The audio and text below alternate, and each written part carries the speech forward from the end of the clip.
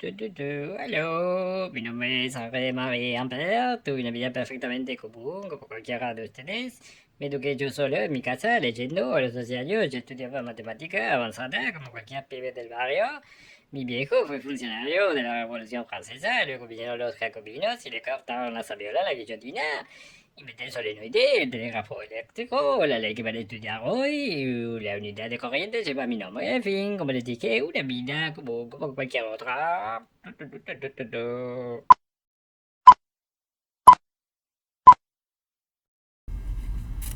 Buenas tardes, buenas noches, buenos días, dependiendo del momento en que me estén mirando. Yo soy Damián Gulich y este es otro encuentro de física.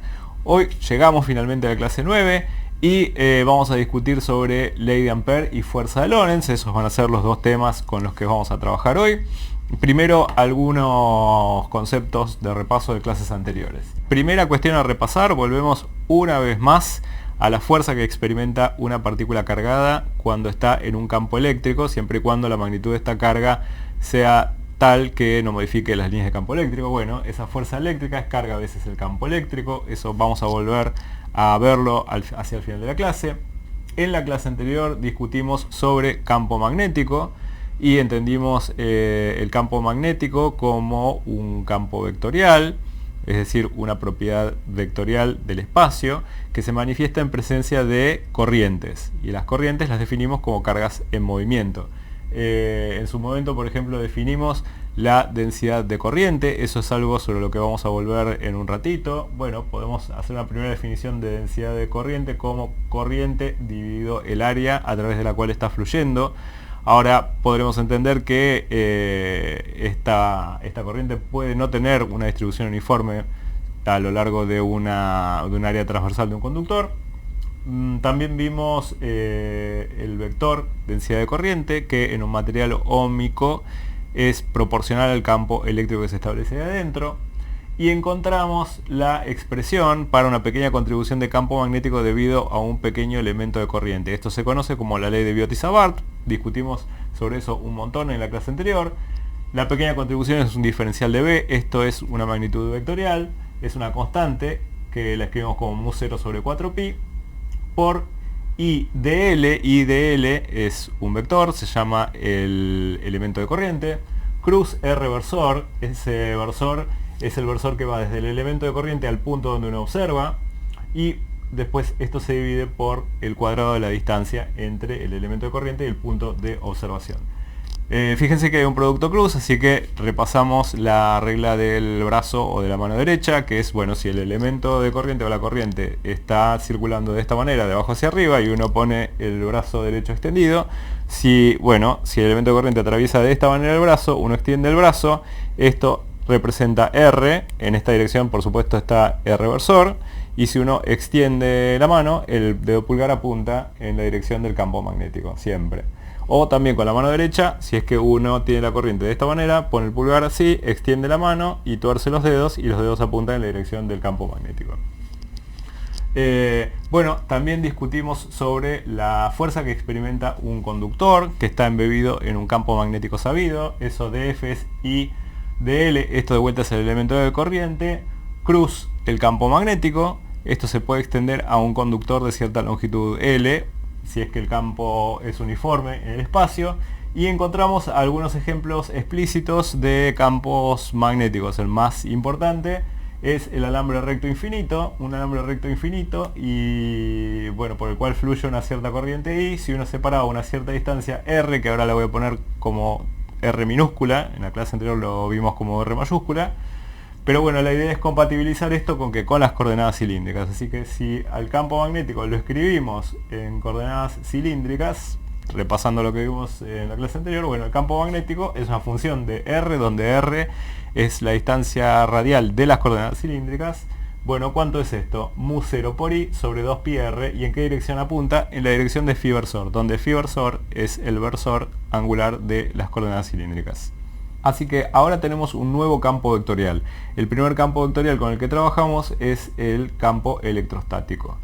Y bueno, desarrollamos las características que tiene el campo eléctrico, y ahora nos toca ver qué características tiene el campo magnético. De vuelta, es un campo vectorial, esto quiere decir que en presencia de corrientes a cada punto del espacio le corresponde un vector. Y bueno, ¿qué características tiene el campo magnético? Primera pregunta que uno puede hacerse: si el campo electrostático es un campo conservativo, ¿será el campo magnético un campo conservativo? En el caso del campo electrostático, hicimos la circulación del campo electrostático a través de cualquier trayectoria cerrada y vimos que eso era cero. Recordemos que la circulación es la integral de E escalar diferencial de L a lo largo de una trayectoria. En el caso que nosotros estudiamos es la trayectoria cerrada y vimos que, de vuelta, en cualquier trayectoria cerrada, la integral de circulación del campo electrostático daba cero. Y que eso entonces nos habilitaba a decir que el campo electrostático es un campo conservativo. Bueno, muy bien. Entonces, para poder hacer la misma historia con el campo magnético, vamos a tener que empezar a trabajar con algún caso conocido. Y el caso conocido va a ser el alambre recto infinito, para el cual ya sabemos la expresión del campo magnético en función de la distancia radial r, en coordenadas cilíndricas. Así que, si sabemos esta expresión, entonces podemos darnos a la tarea de calcular la circulación del campo magnético. ¿Qué geometría vamos a usar? Bueno, un alambre infinito recto por el cual circula una corriente I. Bueno, las líneas del campo magnético son, como les dije hace un rato, acá está visto desde arriba, es decir, la corriente está yendo hacia ustedes y voy a utilizar esta trayectoria, esta va a ser la trayectoria gamma que voy a utilizar para circulación. ¿Y qué sentido de recorrido voy a tener? Voy a tener el sentido antihorario, me voy a desplazar de esta manera. Por lo tanto, en cualquier punto donde yo me pare, cuando me desplace, el diferencial de L de recorrido va a ser en esta dirección. Y qué belleza tiene esto, como lo armamos, que esto también es paralelo al campo magnético. El campo magnético, recordemos que va según phi versor, esta es la expresión explícita que tiene el campo magnético, es mu0i sobre 2πr en la dirección de phi versor, eso ya lo sabemos, en coordenadas cilíndricas, y el desplazamiento, el vector de desplazamiento de L va a ser una magnitud de L, ¿en qué dirección? En la dirección de phi versor, de vuelta en coordenadas cilíndricas. Así que ahora sí nos podemos dar a la tarea de calcular explícitamente la circulación del campo magnético alrededor de esta trayectoria gamma. Y entonces esto se escribe como la integral cerrada sobre la trayectoria gamma de B escalar diferencial de L, y esto es, de vuelta, la integral cerrada sobre la trayectoria gamma de, reemplazamos por las expresiones explícitas ahora. Mu0i sobre 2πr en la dirección de phi versor, producto escalar, phi versor diferencial de L. Bueno, ¿qué cosas se pueden sacar de la integral? ¿Y qué cosas se simplifican mucho? Bueno, el factor mu0i sobre 2πr no depende de la posición de la trayectoria, así que eso se puede sacar de la integral. Después tenemos phi versor escalar phi versor, y eso da 1, porque es un versor multiplicado escalarmente por sí mismo, de manera tal que solo nos queda integral de 0 a 2pi. ¿Qué cosa? El diferencial de L. Bueno, fíjense que cuando uno integra de 0 a 2pi el diferencial de L, el resultado es 2πr, que se va a simplificar con el 2πr de abajo, y el resultado es cerrado y muy bonito, y es mu0 por i. Con la magia de YouTube ya copié ese resultado acá. La integral cerrada sobre la curva gamma de B escalar diferencial de L es mu0i. Y este resultado es interesantísimo, porque fíjense que no depende del radio de la trayectoria circular que yo esté utilizando. Entonces, faltaría masajear un poco más este resultado para ver si podemos convertir de alguna manera este resultado sacado para una trayectoria circular y generalizarlo para una trayectoria cerrada cualquiera que encierre a esa corriente. Y vamos a hacerlo siguiendo alguna técnica más o menos similar a la que utilizamos en el caso del campo eléctrico. Entonces vamos a hacer una primera deformación de la trayectoria circular, como por ejemplo esta que tengo aquí. En línea punteada está la trayectoria original que habíamos utilizado. Ese resultado ya sabemos cuánto da, eso da mu0 por i. Ajá. Y no depende del radio que yo esté utilizando. Entonces, esta forma de herradura es interesante porque está armada a propósito de la siguiente manera. ¿Qué tenemos? Bueno, vamos a mantener en el centro la corriente que está yendo hacia afuera. Y entonces vamos a tener segmentos que son orbitales, es decir, segmentos que siguen una circunferencia, segmentos que son puramente radiales, y otros segmentos que también vuelven a ser orbitales. Y entonces, ¿qué vamos a hacer? Vamos a plantear la integral cerrada sobre esta nueva trayectoria gamma para ver qué es lo que da. Y vamos a observar características del campo magnético. No se olviden que el campo magnético siempre es según phi versor, donde sea que uno se ubique. Entonces, por ejemplo, cuando los movimientos son radiales, en este segmento que está acá y en este segmento que está acá, bueno, el desplazamiento es en dirección radial, pero el campo magnético es en una dirección perpendicular. Y el producto escalar entre dos vectores perpendiculares da 0. Así que la integral de B en esos segmentos da 0. Así que en este segmento no se aporta nada a la circulación y en este segmento no se aporta nada a la circulación. Ya casi lo tenemos. ¿Qué pasa ahora en los segmentos orbitales? Bueno, si yo hubiera hecho un movimiento puramente orbital en esta circunferencia chica, yo ya sé que el resultado daría mu0 por i. Pero ¿qué pasa? Si yo hubiera hecho también esta cuestión en esta circunferencia más grande, el resultado también da mu0i. Y habíamos visto que, obviamente, esto no depende del radio que yo esté utilizando para la trayectoria. Pero ¿qué pasa? En esta trayectoria en particular que tenemos, le falta este segmento que está punteado acá. Pero lo que aportaría este segmento que está punteado acá es lo mismo que lo que aportaría este segmento que está efectivamente recorrido en esta parte de acá. Por lo tanto, haber utilizado este segmento orbital y este segmento orbital es exactamente equivalente a haber utilizado un movimiento orbital con un radio fijo cualquiera. ¿Y qué quiero decir con esto? Bueno, que el resultado final no es ni más ni menos que mu0 por i. Ahora imaginemos una trayectoria mucho más complicada como esta que tengo acá y que también encierra a la corriente i. De vuelta la corriente está aquí centrada y fluye hacia afuera. ¿Qué salto de imaginación tenemos que hacer? Bueno, uno como el que hicimos en la clase del campo electrostático. ¿Cuál es? Imaginarnos que esta trayectoria en realidad está compuesta por un montón de segmentos muy pequeñitos que son de dos naturalezas, o bien orbitales o bien radiales, como en esta aproximación muy burda que tenemos acá. ¿Y qué tiene de maravilloso esto? Bueno, que los segmentos radiales, cuando uno hace la integral de B escalar diferencial de L, no aportan absolutamente nada. ¿Por qué? Porque en este caso el campo magnético es perpendicular a los desplazamientos. Y acabamos de ver en este paso previo que la composición de movimientos orbitales, siempre y cuando hayamos dado la vuelta completa, nos da mu0 por i. Entonces esto parece mentira, pero nos da una generalización para cualquier trayectoria cerrada gamma que encierre a esta corriente i. ¿Cuál es el resultado a través de esta trayectoria complicada? De vuelta, mu0 por i. Magia de vuelta, escribámoslo otra vez. Tenemos una trayectoria cerrada, cualquiera gamma. Hay un campo magnético establecido en el espacio. ¿Por qué? Porque hay una corriente I aquí adentro y calculamos la integral cerrada a lo largo de la trayectoria gamma de B escalar diferencial de L. Volvemos a nuestro resultado que acabamos de encontrar. Esto da mu0 veces por i. Y esto sigue valiendo incluso cuando la corriente da 0. Si la corriente fuese 0, entonces la circulación del campo magnético a lo largo de la trayectoria gamma es sencillamente 0. Recordemos sobre campos conservativos. Si uno toma un punto del espacio, dado un campo, y uno hace la integral de circulación de ese campo a lo largo de cualquier trayectoria que empiece y termine en ese mismo punto para cualquier punto del espacio, entonces uno dice que tiene un campo conservativo y que por lo tanto le puede asignar una función potencial. Y ahora respondamos esa pregunta para el caso del campo magnético. Consideremos entonces dos recorridos que empiezan y terminan en el mismo punto A. Por ejemplo, en este recorrido sucede que pasa una corriente I. Si uno toma la circulación a través de esta trayectoria en negro, bueno, el resultado de la circulación del campo magnético, la integral cerrada de B escalar diferencial de L a lo largo de esta trayectoria que empiezan ahí y terminan en A, da mu0i. Ese es el resultado que vimos. Ajá, muy bien. Pero ahora consideremos también de vuelta el mismo punto de inicio y de final A, y siguiendo esta otra trayectoria que está pintada en azul y con este sentido de circulación. Bueno, como no se está encerrando ninguna corriente, entonces sigue valiendo aquel resultado que tenemos ahí anotado. Y entonces diremos que en esta trayectoria la integral cerrada de B escalar diferencial de L da 0.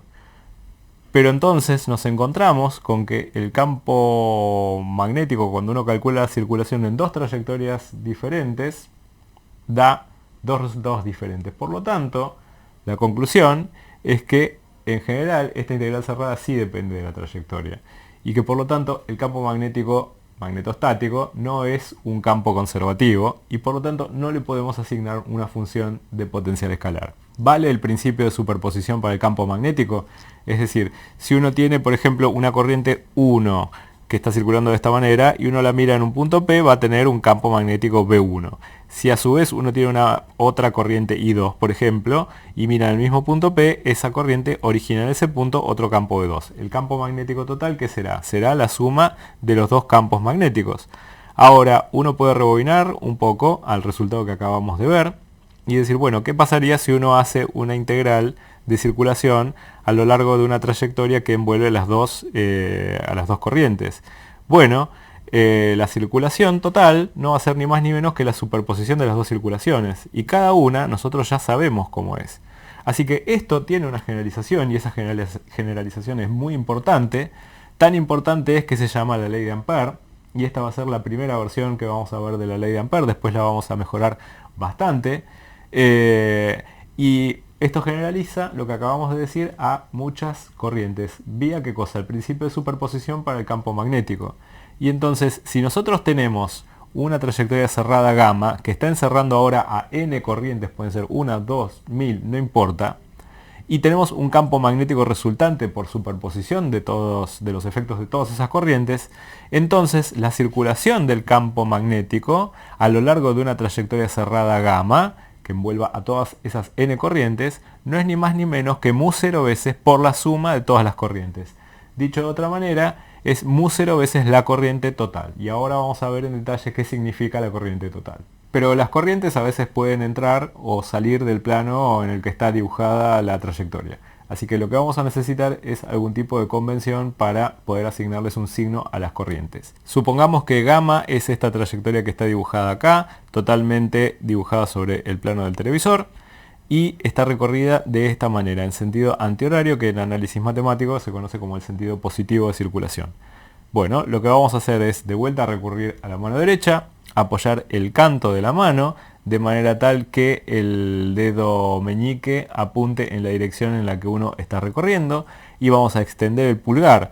Entonces, las corrientes que circulen en el sentido que apunta el dedo pulgar extendido, esas se consideran como corrientes positivas, mientras que las corrientes que circulen en contra del sentido del pulgar extendido, bueno, entonces esas corrientes se consideran como corrientes negativas, y esta es la convención de signos que vamos a utilizar. Conviene ahora volver sobre nuestros pasos y volver a mirar lo que discutimos sobre la densidad de corriente. En la primera aproximación la definimos a la densidad de corriente como la corriente dividida el área a través de la cual está fluyendo. De esa manera encontramos sus unidades, amperes sobre metros cuadrados. Si uno sabe, por ejemplo, la densidad de corriente y conoce el área a través de la cual está fluyendo esa corriente, bueno, sencillamente con la primera versión encontramos que la corriente era la densidad de corriente por el área. Pero también sabíamos que la densidad de corriente tiene una naturaleza vectorial. ¿Por qué? Porque está en los materiales óhmicos emparejada con el campo eléctrico dentro de los conductores. Pero además sabemos que los conductores pueden tener formas arbitrarias. Un alambre puede venir en esta dirección, otro alambre puede venir en esta otra dirección. Así que lo que corresponde es asignarle formalmente a la densidad de corriente un carácter vectorial que va adentro de los conductores por los cuales esté circulando, si es que uno está trabajando con conductores. Entonces acá lo que tengo dibujado son, por ejemplo, dos cables que tienen secciones que no son ni circulares ni uniformes, pero que por ellos está circulando corrientes, y que esas corrientes pueden no estar uniformemente distribuidas. Así que por lo tanto ahora yo me voy a encontrar con que J va a ser una densidad de corriente generalizada, y como en las viejas clases de electrostática va a ser una función que me dice cuánta densidad de corriente hay en cada punto del espacio y para dónde apunta. Esa es la definición. Y entonces, ahora si uno considera una superficie S que está limitada por una cierta curva, que la vamos a llamar gamma, y que en un rato vamos a volver sobre eso. Bueno, ¿cuánto es la corriente que está fluyendo a través de esta superficie S? Bueno, no es ni más ni menos que la corriente I igual a la integral doble a través de la superficie S de J escalar diferencial de área. De vuelta, la función J ahora puede depender de las coordenadas, así que puede no ser uniforme. Y esta es la expresión con la cual encuentran la corriente total que fluye a través de una superficie S. Bueno, de acuerdo, supongamos que uno tiene una cierta función de densidad de corriente J, que de vuelta no es ni más ni menos que una función vectorial en este caso, que me dice en cada punto del espacio cómo es la flecha de la densidad local de corriente. Y uno tiene una cierta superficie S, y uno quiere saber cuánto es la corriente total que fluye a través de esa superficie S. ¿A qué recurrimos? Bueno, al resultado que acabamos de mostrar. La corriente total es la integral doble a través de S de J escalar diferencial de área. Pero no dijimos nada todavía respecto de cómo se elige el diferencial de área. Porque si suponemos que esta es una superficie plana, hay dos posibilidades para poner el diferencial de área. Para acá o para acá. No hay más posibilidades. ¿Y cómo elegimos la adecuada? Bueno, recurramos entonces a la convención de signos que dijimos hace un rato. Supongamos la superficie S limitada por una cierta curva gamma. Gamma está orientada, es decir, la tomamos como circulando en cierto sentido. Y entonces vamos a tomar como diferencial de área el que coincide con las corrientes positivas de la convención de signos que vimos hace un rato. Es decir, si por ejemplo gamma está circulando de esta manera, apoyo la palma de la mano derecha, extiendo el dedo pulgar y por lo tanto la dirección del dedo pulgar es lo que me indica el sentido positivo, así que por lo tanto yo puedo tomar el diferencial de área, vamos a dibujarlo más largo, de esta manera. Y entonces con eso yo puedo ahora sí entender cómo van a ser los signos de los productos escalares que están adentro de esa integral.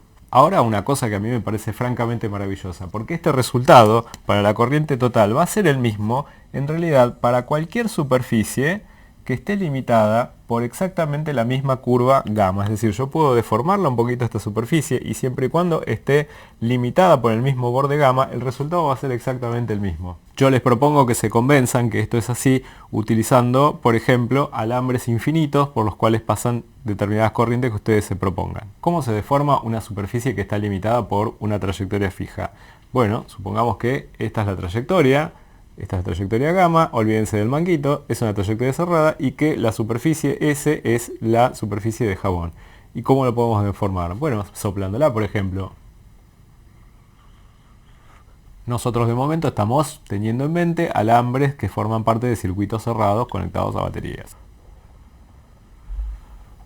Bueno, ahora que tenemos una forma mucho más potente para calcular corrientes totales, como qué cosa, como la integral doble de J escalar diferencial de área, y sabemos cómo elegir la orientación del diferencial de área, podemos volver a escribir nuevamente la ley de Ampère en función de esto. Y entonces, ¿qué vamos a decir? Supongamos entonces una trayectoria cerrada gamma, y digamos que S es cualquier superficie abierta, tal que gamma es la frontera de S, donde tenemos además que J es una función de densidad de corriente que está definida en el espacio y que B es el campo magnético asociado a ella.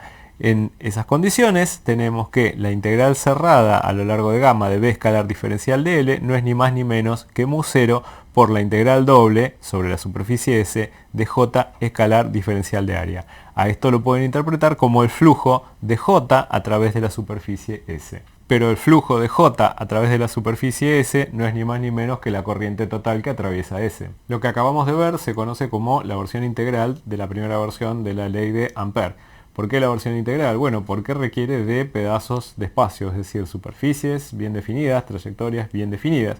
Pero podemos hacer un poquito más de esfuerzo y hacernos alguna pregunta respecto de propiedades locales. Y para propiedades locales lo que vamos a necesitar es una versión diferencial de la ley de Ampère. Para esto lo único que vamos a tener que hacer es aplicar el teorema de Stokes que vimos en la primera clase. ¿Aplicado a qué? Al campo magnético B. Entonces, la integral cerrada de B escalar diferencial de L, la circulación de B, a lo largo de una trayectoria gamma, que es la frontera de una cierta superficie abierta S, bueno, dice el teorema de Stokes que es lo mismo que la integral doble a través de S del rotor de B escalar diferencial de área. Pero nosotros acabamos de ver que la circulación de B a lo largo de la trayectoria gamma cerrada es mu0 veces la integral doble de J escalar diferencial de área. Entonces ahora podemos plantear eso también y comparar término a término. ¿Qué tenemos en el lado derecho? Bueno, tenemos que el rotor de B debe ser necesariamente mu0J.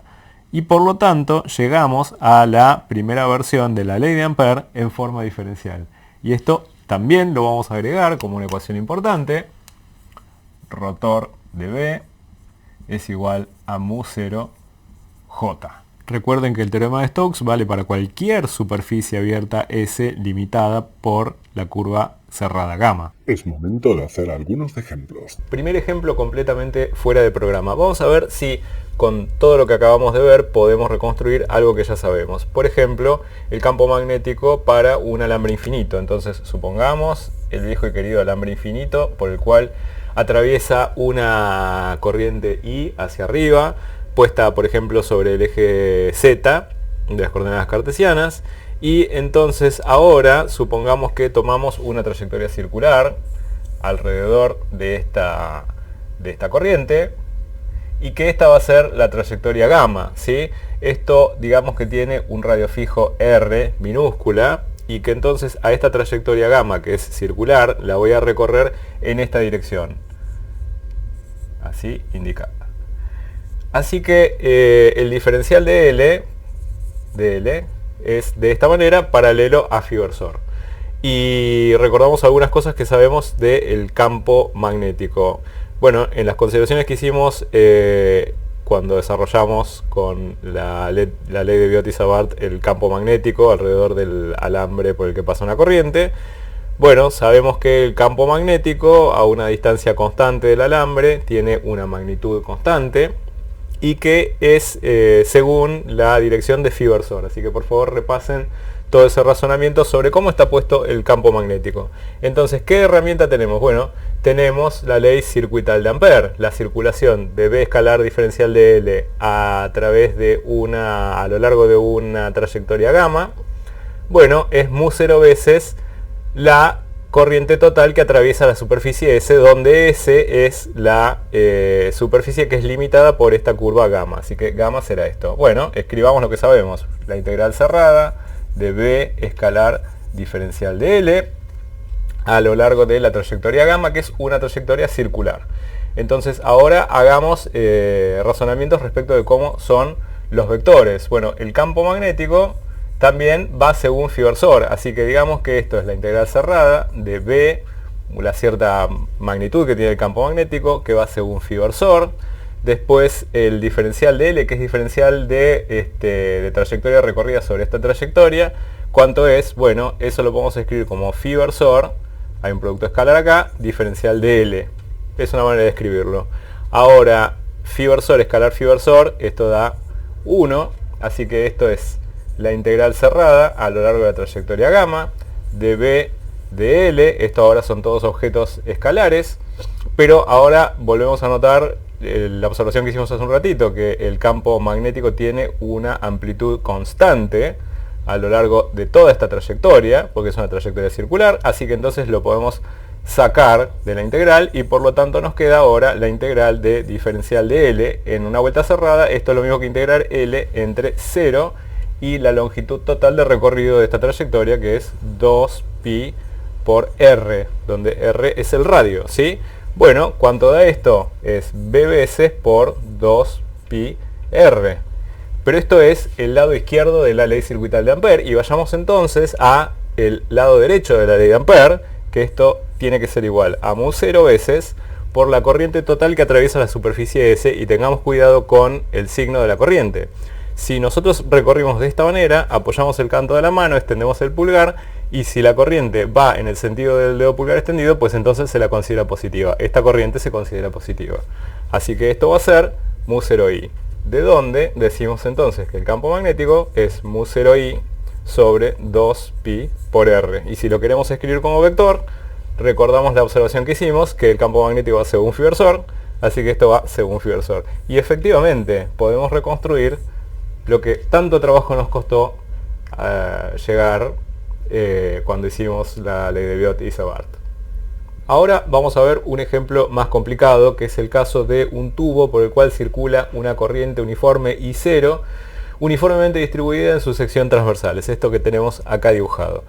Bueno, vamos a ver, por ejemplo, algunas cosas respecto de esta geometría. Acá tenemos por las dudas, para ayudarnos, la ley circuital de Ampère, escrita en su forma más detallada y esta en su forma más integrada.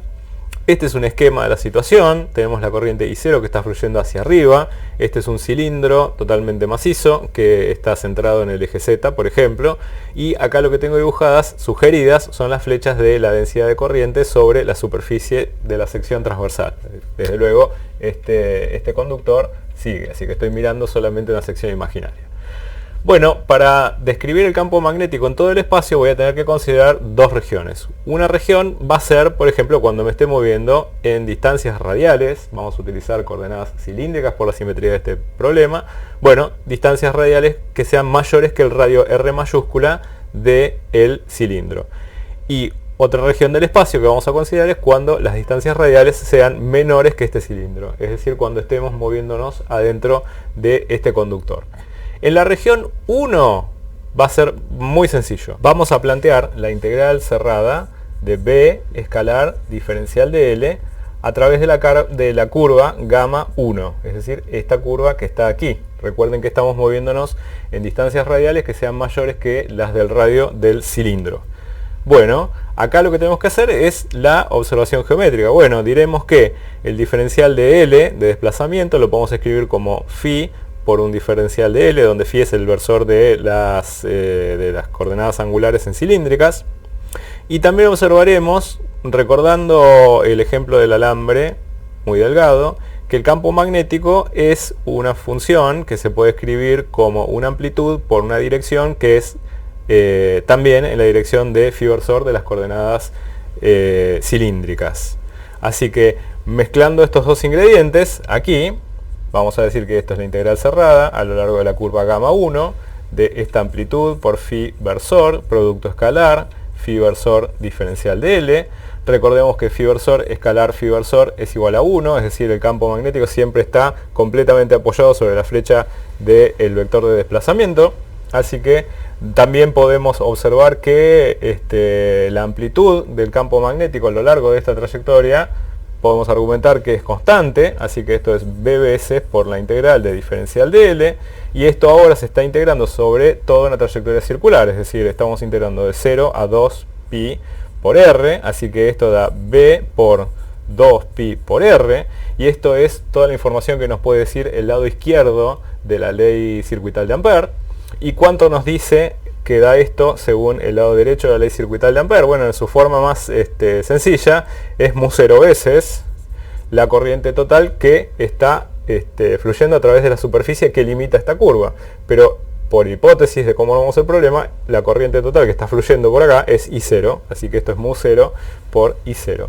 De donde entonces decimos que el campo magnético aquí es mu0 I0 sobre 2pi R. ¿Y en qué dirección apunta esto? Apunta en la dirección de phi versor por la consideración geométrica que hicimos originalmente. Así que este es el campo magnético cuando la distancia radial R es mayor que R mayúscula. ¿Pueden aproximarse hasta la superficie? Sí, pueden aproximarse hasta la superficie. Así que si quisieran podrían poner un mayor o igual si quieren acá. Y ahora vamos a ver cómo es el campo magnético, que va a ser un poco más difícil de calcular en la sección interna del conductor. Ahora la parte de adentro. La parte de adentro tiene una buena noticia y una mala noticia. Hay una parte que es la de la buena noticia, que es iterar lo que ya hicimos. ¿Por qué? Porque ahora vamos a movernos a lo largo de una trayectoria circular gamma 2, vista de arriba orientada positivamente, en un radio menor que R mayúscula de vuelta. Esta es la región 2. Bueno, en esta región valen las mismas consideraciones que hicimos hace un rato. Bueno, podemos argumentar que el campo magnético va según la dirección de phi versor, con una cierta amplitud que va a ser constante a lo largo de toda esta trayectoria. Después también sabemos que en un movimiento de una trayectoria circular, el diferencial de L vector lo podemos escribir como phi versor diferencial de L. Y entonces darnos por calcular la parte izquierda de la ley circuital de Ampère, nos va a dar un resultado muy similar a lo anterior, es decir, la integral cerrada de B escalar diferencial de L ahora a lo largo de la curva gamma 2 es, ahora escribamos todo en términos de lo que sabemos, es la amplitud por phi versor, producto escalar phi versor diferencial de L a lo largo de la trayectoria gamma 2, phi versor escalar phi versor da 1, B es constante a lo largo de la trayectoria, así que lo podemos sacar de la integral y estamos integrando respecto de L de 0 a 2πr, así que este resultado es B por 2πr. Esta es la parte sencilla. Pero ahora lo que vamos a tener que utilizar ya no es esta forma integrada del lado derecho de la ley de Ampère, sino la forma más detallada. Y la forma más detallada requiere de una densidad de corriente. Vamos a tener que ensuciarnos las manos un poquito y definir este vector de densidad de corriente J. Recuerden que a J lo habíamos definido primigeniamente como corriente dividido unidad de área a través de la cual está fluyendo esta corriente. Bueno, podemos hacer el mismo truco. Bueno, podemos decir que J es igual a la corriente dividido el área. ¿La corriente cuánto es? Es I0 sobre la sección transversal sobre la que está fluyendo esta corriente. De vuelta nos están diciendo en el problema que la distribución de corriente es uniforme en toda la sección. Y entonces el área a través de la cual está fluyendo es pi por r mayúscula al cuadrado. Pero recuerden que J es un objeto vectorial y entonces está fluyendo en la misma dirección y sentido que habíamos dicho I0. Y entonces en las coordenadas cilíndricas esto quiere decir que esto tiene un signo positivo y que va ¿en qué dirección? En la dirección de z versor. De vuelta estamos trabajando todo en coordenadas cilíndricas. ¿Y esto es así en todo el espacio, la densidad de corriente? No, no es así en todo el espacio. Esto se da solamente en la sección donde está presente el material conductor, donde está fluyendo la corriente. Así que esto es cuando R es menor o igual que R mayúscula. ¿Y cuánto es la función de densidad de corriente por afuera? Bueno, por afuera es 0. Es decir, no hay corrientes cuando R es mayor que R. Así que esta es la forma que tiene la densidad de corriente en todo el espacio. Y lo que nos resta ahora es poner esta información en donde, en la parte derecha de la ley circuital de Ampère. Así que este resultado acá que tenemos acá, nadie lo cuestiona. Veremos a qué es igual. Bueno, esto es igual a mu 0 veces por la integral doble a través de la superficie S de J escalar diferencial de área. Y ahora fijémonos cómo escribimos cada cosa. ¿Cuál es el diferencial de área que vamos a considerar? Bueno, recordemos la regla que habíamos utilizado para signos. Habíamos dicho, bueno, apoyábamos el canto de la mano, extendíamos el pulgar. Y entonces, si estábamos con los dedos indicando en la dirección, en el sentido de circulación, entonces el pulgar me indicaba cuál era la normal que teníamos que tomar. Es decir, una normal, nuestro diferencial de área, quiero decir, es igual a z versor, porque está orientado en la dirección positiva de z versor, va hacia arriba. Estoy tomando este diferencial de área, z versor, por un diferencial de área, donde ahora esto es un escalar. Y ahora estamos integrando a través de una superficie S. Y la superficie S es la superficie S limitada por la curva cerrada gamma 2. Y tiene, eso es una circunferencia de radio r chiquita. Entonces, ¿esto qué va a ser? Bueno, incorporemos la información que sabemos. Nos estamos moviendo en radios más chicos que R mayúscula. Por lo tanto, la función densidad de corriente se escribe de esta forma. Así que esto da mu 0 veces la integral doble de I0 sobre pi r cuadrado. Esto va en la dirección de z versor. Producto escalar. Z versor diferencial de área. No tiene una flecha. Discúlpenme. ¿Y qué tenemos que ver? Bueno, tenemos que ver que z versor, escalar z versor, esto da 1. Magia de YouTube, se corrió todo. Continúo la cuenta. Esto da de cosas que se pueden sacar de la integral. Mu 0 y 0 sobre pi r mayúscula al cuadrado por la integral doble a través de la superficie sobre la superficie S de diferencial de área. Pero esta integral no es ni más ni menos que la superficie de un círculo de radio r. Así que esto da mu 0 por I0 sobre pi r mayúscula al cuadrado por la superficie de un círculo de radio r. Esto es pi r minúscula al cuadrado. Acá podemos simplificar, por ejemplo, pi con pi. Y esto da mu 0 y 0 por R minúscula al cuadrado sobre R mayúscula al cuadrado. Todavía no terminamos, ¿por qué? Porque la parte izquierda de la ley de Ampère tiene que ser igual a la parte derecha de la ley de Ampère, y yo lo que quiero es despejar ¿qué cosa? La amplitud del campo magnético. Bueno, entonces igualamos esto con esto que está acá, de donde entonces podemos decir, bueno, el campo magnético B en la región R más chica que R mayúscula tiene una amplitud que es ¿de qué forma? Mu0 por I0 sobre 2pi. Ahora voy a pasar dividiendo un R, que con este R cuadrado se va a simplificar y me queda un R, y acá abajo un R mayúscula al cuadrado. Si yo quisiera completar la expresión vectorial de esto, recuerdo las consideraciones que hice al principio, entonces para poner una flecha a esto tendría que ponerle además un phi versor. Y ahora vamos a ver los dos resultados combinados en la expresión completa del campo magnético en todo el espacio. Compilemos entonces toda la información que tenemos sobre el campo magnético, que ya podemos escribirlo en todo punto del espacio. Así que vamos a decir que el campo magnético B, con la flecha arriba, es una función de la distancia de la coordenada radial cilíndrica R, como una función partida en dos regiones. Va a tener una expresión cuando la distancia R es mayor o igual que R mayúscula, que es el radio del conductor, y otra expresión cuando R es más chico que R mayúscula, el radio del conductor. Bueno, cuando estamos moviéndonos por afuera del conductor, la expresión es mu0 y 0 sobre 2pi por 1 sobre R en la dirección de phi versor, donde phi versor es el versor angular de las coordenadas cilíndricas. Mientras que cuando nos movemos en trayectorias para evaluar el campo magnético dentro del conductor, bueno, en función de la distancia radial, ¿qué expresión tiene? Mu0 y 0 sobre 2pi, mismo factor, pero ahora por R dividido R cuadrado. ¿En qué dirección apunta? En la dirección de phi versor.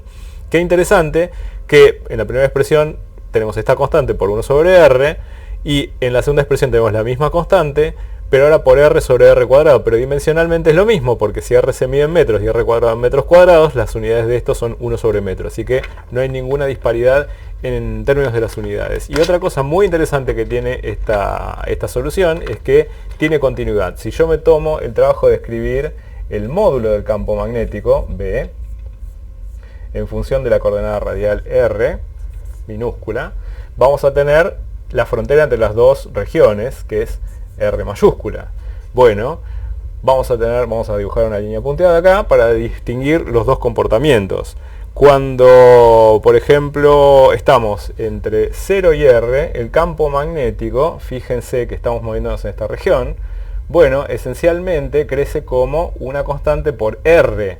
Entonces lo que vamos a tener es un comportamiento que es de una recta. Este es el comportamiento que es proporcional a R. Pongámoslo así, proporcional a R. Bien, hasta cierto valor. Y este valor, fíjense, vamos a ponerlo acá, es mu0 y 0 sobre 2pi R. Estoy evaluando esta expresión que está acá. Cuando R chica es igual a R grande, bueno, R chica dividido R grande al cuadrado me da 1 sobre R. Así que da esta expresión que está acá. Y cuando nosotros nos movemos en distancias radiales mayores o iguales que el radio del cilindro, bueno, fíjense que comenzamos en R mayúscula. Y me da exactamente el mismo valor, mu0 y 0 sobre 2pi por 1 sobre R chica, que evaluado ahí es 1 sobre R mayúscula. O sea que es el mismo valor, es decir que hay continuidad para la amplitud del campo magnético, y a partir de ahí esto decrece como 1 sobre R. Así que el comportamiento que tiene esto es proporcional a 1 sobre R. Y está bien, es consistente, porque si tenemos una distribución uniforme de corriente, a medida que nos acercamos hasta el borde, bueno, llegamos al valor de saturación, porque por haber encerrado toda la corriente I0. Y a partir de ahí, esto decrece como si fuera un alambre finito, muy finito, en el sentido de angosto, de corriente. Para el siguiente ejemplo vamos a volver un poco sobre lo que discutimos para el caso del solenoide. La verdad que yo me muero de ganas de hacer este experimento, pero no voy a poder, así que lo que voy a hacer es mostrarles algún video y el link se los voy a dejar. Acá lo que hay es una espira de corriente en realidad tienen muchas vueltas, pero están muy apretadas, así que hagamos como que es una sola espira por la cual se hace pasar una corriente en esta dirección, supongamos. Y acá lo que hay puesto en el medio es un plano con limaduras de hierro, de manera tal que cuando uno hace pasar una corriente por acá, podemos ver el campo magnético. Y las líneas de campo magnético, para el caso de la espira, en esta sección, nosotros lo calculamos sobre el eje de la espira, pero podemos ver, al menos cualitativamente, cómo son las líneas de campo magnético. Son líneas cerradas sobre sí mismas. Desde luego, en el eje de la espira, esto tiene una dirección sobre, digamos, el eje Z. Y bueno, esta es la distribución que tienen. Así que el arreglo que vamos a hacer ahora se llama solenoide, y lo que involucra es una serie de espiras puestas muy cerca una de la otra. Ahora acumulemos varias espiras por las que pasa la misma corriente, todas tienen el mismo radio, y pongámoslas una detrás de la otra, de manera tal que, por ejemplo, si la corriente ingresa por acá, esto hace este recorrido en esta espira, este recorrido en esta espira, este recorrido en esta espira, este recorrido en esta espira y este recorrido en esta espira. De vuelta ponemos un plano con limaduras de hierro para ver el campo magnético, y recordemos cómo era el comportamiento de una sola espira. Bueno, líneas concéntricas aquí, una región más o menos uniforme por aquí, pero a medida que nos alejábamos de la espira, la intensidad del campo magnético iba decreciendo. Así que, bueno, ¿qué sucede cuando uno pone una serie de espiras con sus campos magnéticos apuntando en la misma dirección? Bueno, ¿qué sucede acá? Bueno, nos encontramos con una cosa muy interesante, que es la siguiente, que las líneas de campo en la región que está interior a este tubo de espiras tienen una orientación horizontal. Es decir, que si uno puede poner muchas espiras una detrás de la otra bien apiñadas, eso se llama formalmente un solenoide. Bueno, uno tiene una manera de generar un campo magnético uniforme dentro de la región de las espiras. Y además, ¿qué otra cosa nos dice esto? Bueno, que podemos simular todos los efectos que hacen los imanes permanentes con arreglos de corrientes. Porque, por ejemplo, esto podría representar un imán de barra, y el campo magnético adentro de un imán de barra, nosotros no lo vemos en el curso lamentablemente, pero es un campo magnético uniforme que después sale de lo que en los primeros estudios se llaman los polos del imán, ¿sí? Entonces ahora vamos a hacer un estudio detallado de lo que sería un solenoide de muchas espiras muy apretadas. Otra cosa, si el solenoide es muy largo, nos vamos a encontrar con un resultado todavía más interesante, que es que el campo magnético adentro del solenoide es uniforme en la región interna, pero en la región externa el campo magnético es cero, y eso es lo que vamos a usar ahora. Acá tenemos entonces dibujado un solenoide denso por el cual está circulando la misma corriente, y tenemos dibujado el campo magnético. El campo magnético es uniforme, de una amplitud constante dentro de el cuerpo del solenoide, y el campo magnético es cero afuera del solenoide. Entonces la pregunta es cómo podemos utilizar la ley de Ampère para encontrar cuánto es la amplitud del campo magnético B.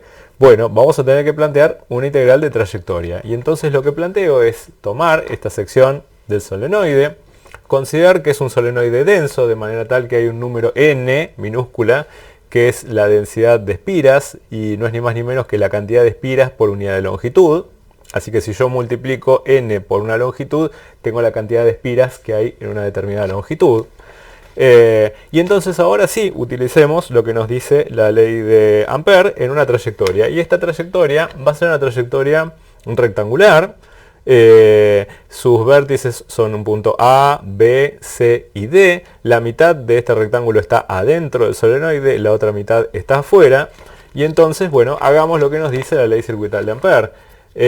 Tomemos la integral cerrada de B escalar diferencial de L a lo largo de la trayectoria gamma, y la trayectoria gamma va a ser el recorrido A, B, C, D, A. Así que podemos escribir en vez de gamma A, B, C, D, A. Pero esto entonces lo vamos a poder partir en 4 integrales de líneas sencillas. Esto va a ser la integral entre A y B de B escalar diferencial L1, digamos, cuando nos movemos en esta dirección. Esto es dl1 más la integral entre B y C de B escalar diferencial de L2 cuando me estoy moviendo entre B y C, es decir que esto es diferencial de L2 como un vector, más la integral entre C y D de B escalar diferencial de L3, donde ahora diferencial de L3 es esta flecha en esta dirección, de L3, más la integral entre D y A de B escalar diferencial de L4, donde DL4 es la flecha que apunta en esta dirección, así que esto es DL4. Muy bien, y ahora veamos qué sabemos del campo magnético B y su orientación respecto de cada uno de los diferenciales de L.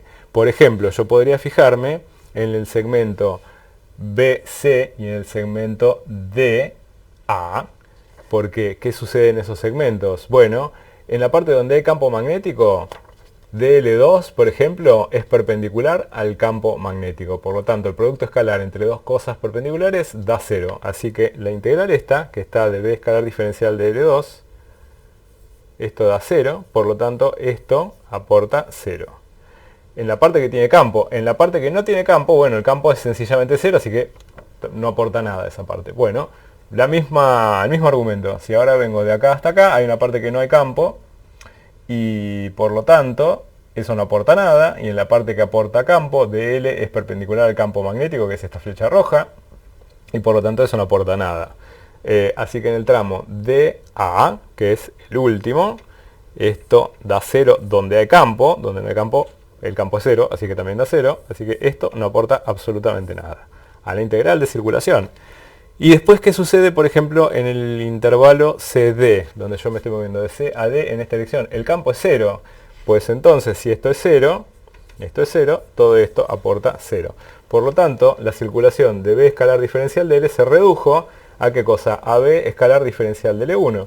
Pero ahora, por lo que estuvimos viendo hace un ratito, el campo magnético está apuntando en esta dirección y es paralelo a esto, así que lo podemos escribir directamente la integral entre A y B, de B por DL. Ya hice el producto escalar. Si quieren pueden decir, bueno, está bien, DL va según I versor de las coordenadas cartesianas, y B es una amplitud B en la dirección de I versor. Van a tener I versor, producto escalar con I versor, eso va a dar 1, y por lo tanto llegan a este resultado. Bien, pero si el campo magnético tiene una amplitud constante en este recorrido, pues entonces yo puedo decir que esto es B veces la integral entre A y B de diferencial de L. Y si digo que esto no es ni más ni menos que una longitud h, esto es B por h. Esto es lo que nos dice la parte izquierda de la ley circuital de Ampère. Y ahora lo que nos queda ver es cuánto da esto en términos de la parte derecha de la ley circuital de Ampère. Parte derecha de la ley de Ampère, bueno, eso da mu0 veces por la corriente total que pasa a través de la superficie S, que está limitada por esa curva. Entonces, esto va a dar mu0 veces por la corriente total. Entonces tendremos que ver cuánto suman todas estas corrientes que hay acá. ¿Por qué? Porque son las corrientes que están fluyendo. Fíjense que además me quedó la normal que yo tomo es positiva. Y las corrientes están yendo en esta dirección positiva. Así que todas estas corrientes suman como positivas. ¿Y cuántas hay? Bueno, si n es la cantidad de espiras por unidad de longitud, entonces la cantidad de alambres que están pasando por acá es sencillamente la densidad de espiras por unidad de longitud por la longitud. Y la longitud que hay de acá hasta acá no es ni más ni menos que h. ¿Y cuánto es la corriente que lleva cada una? Bueno, la corriente I. Así que lo que me queda es agarrarme de esta parte, igual a esta parte, y entonces despejar ¿qué cosa? El campo magnético, B. Pero fíjense que acá tenemos B por H y acá tenemos mu0 NH por I. H con H se van a simplificar. Así que esto da mu0 veces por N por I.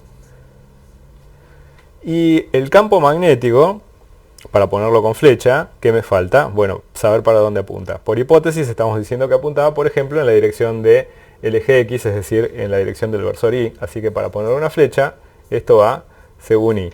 Y el campo magnético, así encontrado, es el campo adentro del solenoide. Adentro.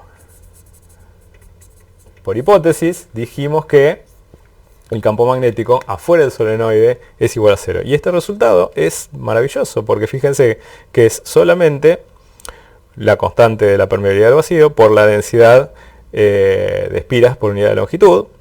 y la corriente que está circulando ahí. Así que este resultado es redondito y muy bonito. En un esfuerzo de producción, lo que conseguimos es un modelo de un solenoide, que es este resorte que está acá. Bueno, si esto fuera, por ejemplo, de cobre esmaltado, tiene que estar esmaltado ¿para qué? Para que cuando cada una de las vueltas que van a ser las espiras estén bien pegadas, bueno, no tengamos un pasaje de corriente directo de una espira a la otra. Queremos que la corriente dé toda la vueltita para que valga todo lo que dijimos. Entonces, si esto lo conectamos a los extremos de una batería y hacemos pasar una corriente en este sentido, bueno, entonces vamos a tener un campo magnético uniforme adentro del solenoide y cero afuera si es que este solenoide es lo suficientemente largo.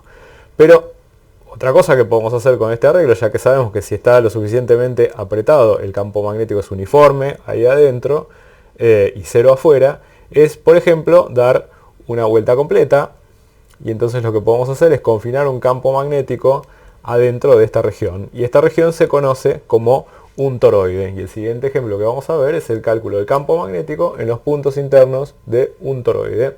Supongamos que el toroide con el que vamos a trabajar tiene una cantidad n mayúscula de espiras, que por él circula una corriente I, de manera tal que el campo magnético, fíjense que uno considera una espira sola, está circulando de esta manera. Ya vimos cómo es el campo magnético para una sola espira, así que tomamos el campo magnético en su centro, apunta para acá, siguiente espira apunta para acá, apunta para acá, apunta para acá. Entonces el campo magnético hace una trayectoria circular adentro de la región del toroide, ¿sí? Entonces utilicemos la ley circuital de Ampère. La ley circuital de Ampère la vamos a hacer en una trayectoria circular, que es esta línea que está punteada acá, es de un cierto radio r. Entonces, bueno, ¿qué nos dice la ley circuital de Ampère? Si la trayectoria circular que está ahí dibujada la llamamos gamma, vamos a integrar ¿qué cosa? B escalar diferencial de L sobre esta trayectoria que está acá. Bueno, por cómo está armada la geometría, el campo magnético está siempre paralelo al diferencial de L, así que el producto escalar entre estas dos partes sencillamente va a dar B por diferencial de L. ¿Por qué? Porque podemos asociarle el mismo versor de dirección en coordenadas cilíndricas, por ejemplo, si así lo quieren poner, a los dos, a DL y a B. Este es el campo magnético.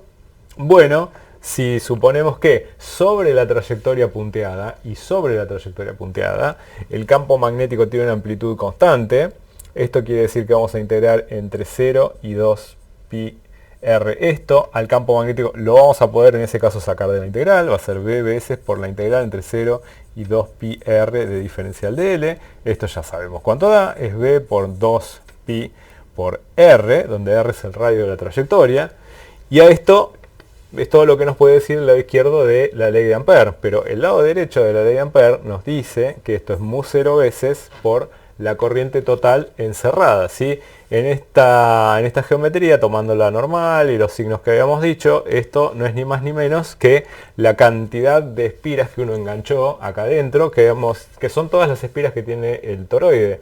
Por lo tanto, eso es la cantidad n por la corriente que lleva cada uno.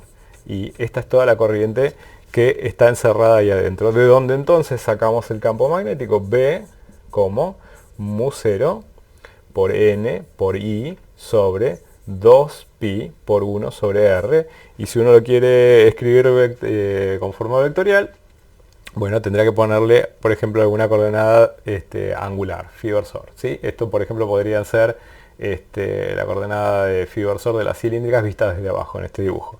Pero lo que más me interesa destacar de este ejemplo es que en el caso del toroide, el campo magnético depende de la coordenada radial, no así como nos sucedía cuando teníamos el solenoide. En el solenoide el campo magnético era uniforme adentro de la región del solenoide, pero en el caso del toroide no, fíjense, da mu 0 por n por i sobre 2pi por 1 sobre r, es decir, el campo magnético en una trayectoria circular a cualquier distancia r chiquita da un valor, pero si yo me alejo, ese campo magnético da un valor más atenuado. Desde luego, si se repite esta cuestión de que por afuera del toroide el campo magnético da 0. Ahora vamos a hacer otro viaje a lo microscópico. Vamos a tener ahora una aventura intelectual, vamos a viajar a las escalas pequeñas Y vamos a comenzar con lo que sabemos del mundo macroscópico, porque en la clase anterior, cuando vimos fuerza sobre un conductor, vimos cuál es la pequeña fuerza que experimenta un elemento de corriente sumergido en un campo magnético B. Y lo que queremos hacer es transformar esta expresión en la fuerza que experimenta una sola carga aislada Q, que se está moviendo en una velocidad V en la presencia del campo magnético B larga con flecha. Entonces, bueno, recordemos lo que vimos en nuestros episodios anteriores, en los que consideramos, por ejemplo, una sección de conductor en el cual se están desplazando los portadores de carga. Cada una de estas partículas tiene carga Q, se mueve con una cierta velocidad, que vemos que es la velocidad de deriva en el conductor. Esta velocidad era en esta dirección. Consideramos un pequeño volumen de este conductor. Pero bueno, me interesa quedarme con que sabemos cuál es la corriente I, sabemos que N es el número de cargas móviles, es decir, los portadores de carga por unidad de volumen.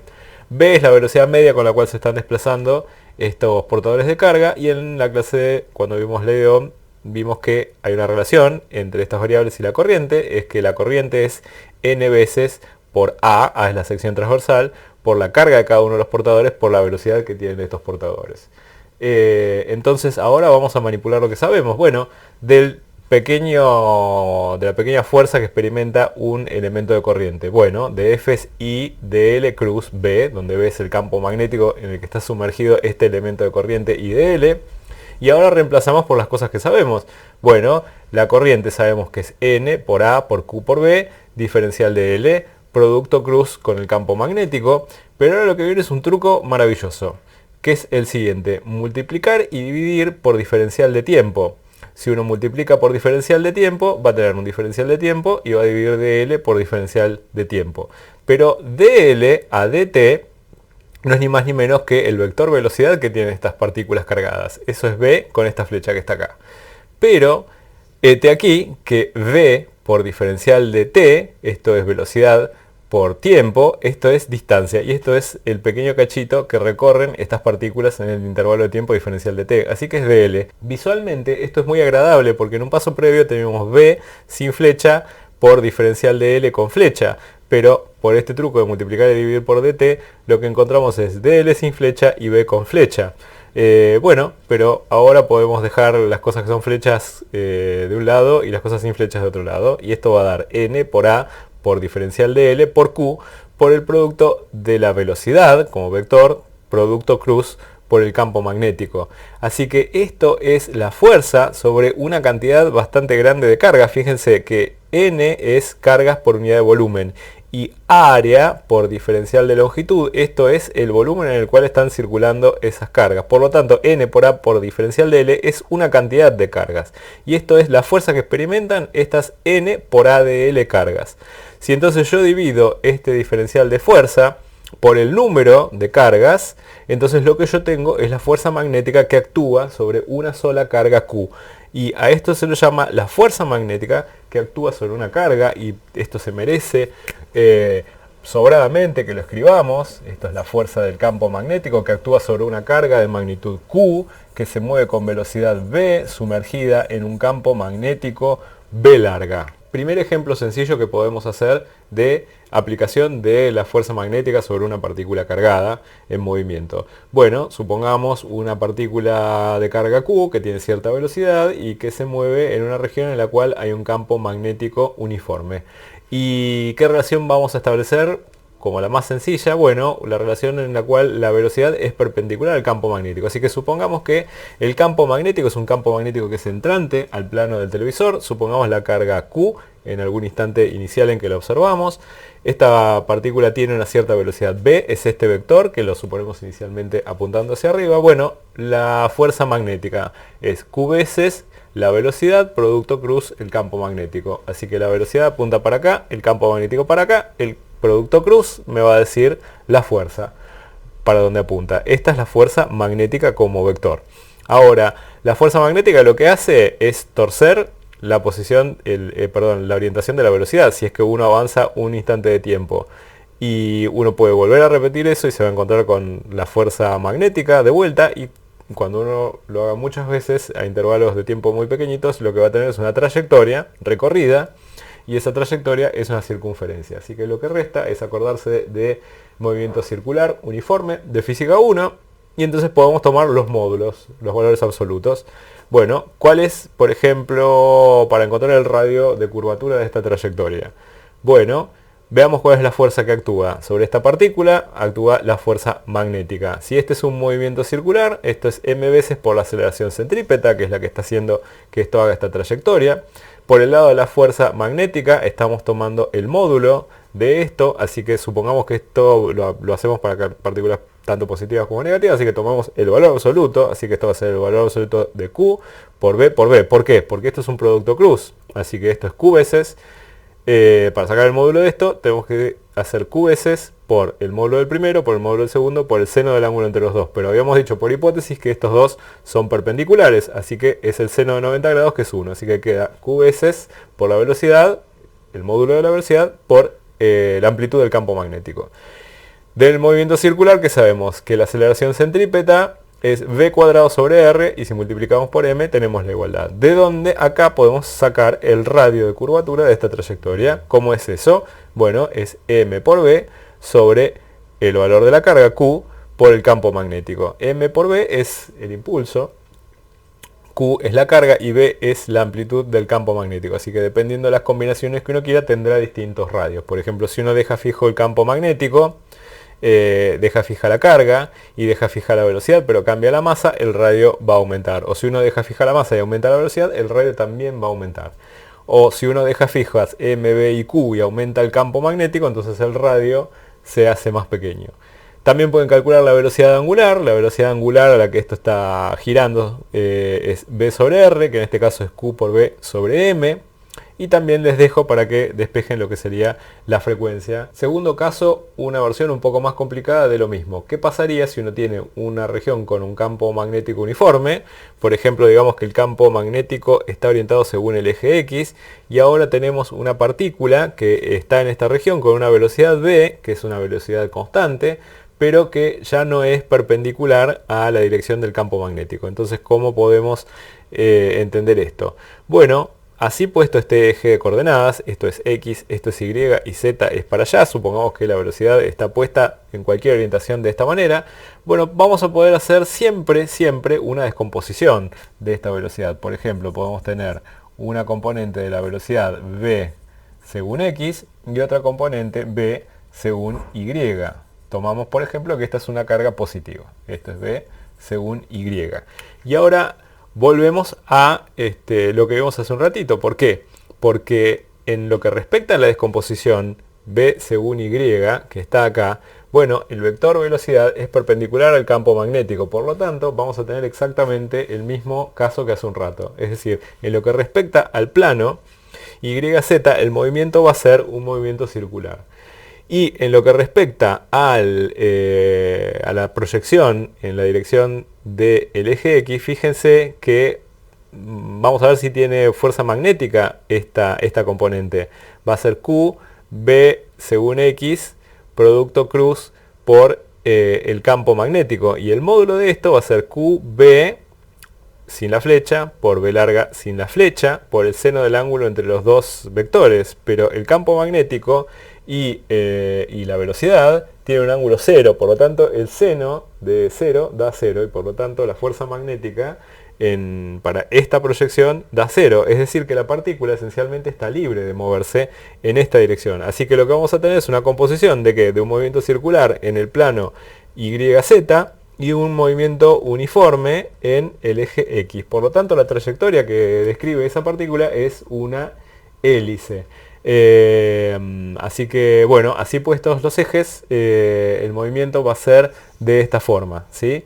La partícula se va a mover de esta forma. Discúlpenme si lo indiqué mal con las manos hace un ratito, pero en lo que respecta al eje X se mueve con velocidad uniforme. Y si uno quiere saber el valor de la velocidad en el plano YZ, por ejemplo, donde se mueven círculos, bueno, eso lo podemos llamar la velocidad perpendicular y va a ser la raíz cuadrada de BI cuadrado más BZ al cuadrado. Así que ya tenemos una expresión para la fuerza magnética que experimenta una partícula de carga Q que tiene velocidad B y se mueve en una región del espacio donde hay un campo magnético B larga. Pero bueno, recordemos cosas y volvamos a el principio de todo, que es la fuerza eléctrica que experimenta una partícula de carga Q. Esa fuerza eléctrica es Q veces el campo eléctrico. Y entonces ahora podemos pensar todo en términos de propiedad del espacio. Hay una propiedad del espacio que se llama campo magnético, hay una propiedad del espacio que se llama campo eléctrico. Y por lo tanto, si suceden las dos cosas al mismo tiempo, no hay motivo por el cual esto no puede hacer, podemos calcular cuánto es la fuerza total debido a estos dos efectos sobre una cierta carga Q. ¿Qué es lo que quiero decir? Bueno, uno tiene una cierta partícula de carga Q que se mueve con cierta velocidad v en el espacio, y en ese lugar esta partícula está experimentando dos campos. Por ejemplo, un campo eléctrico que puede ser en esta dirección, y puede haber un campo magnético que sea en esta dirección. Bueno, ¿cómo encuentro una expresión para la fuerza total que experimenta esta fuerza? Bueno, sencillamente sumando estos dos efectos. Y esta relación tiene un nombre particular y se conoce como la fuerza de Lorentz. Es un resultado muy pero muy importante. Vamos a escribirla de vuelta. Es la fuerza de Lorentz es igual al efecto de la fuerza eléctrica, que es Q por E, más el efecto de la fuerza magnética, que es Q por V corta cruz B larga. Y esto resume todos los efectos de fuerza que puede percibir una partícula de carga Q que se mueve en el espacio y que es susceptible a campos eléctricos y campos magnéticos.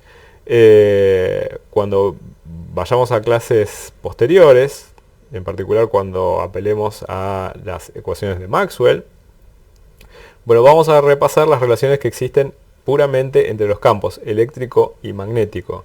Pero como adelanto les puedo decir que podríamos haber empezado el curso diciendo, bueno, yo defino un campo como propiedad del espacio que se llama campo eléctrico y un campo como propiedad del espacio que se llama campo magnético, que pueden haber, eventualmente lo descubrimos, relaciones entre unos y otros, y eso en realidad no me diría nada sobre el mundo real. Pero sí lo que me habla sobre el mundo real y cómo interactúan estos campos con las partículas del mundo en el cual nosotros nos movemos, bueno, eso me lo dice la fuerza de Lorentz. Bueno, llegó el momento de la tarea y ya estamos en condiciones de encarar el trabajo práctico número 8 y los ejercicios recomendadísimos, fundamentales, ineludibles de esta práctica son el 1, el 3, el 9, el 10, el 12 y el 13. Tal vez el ejercicio 3 se les haga un poco tedioso, pero la ayuda es que tienen que hacer un producto cruz, es decir, tomar el determinante, el I, J, K, primera componente, segunda componente, tercera componente, primera componente, segunda componente, tercera componente, etc. Así que, gracias.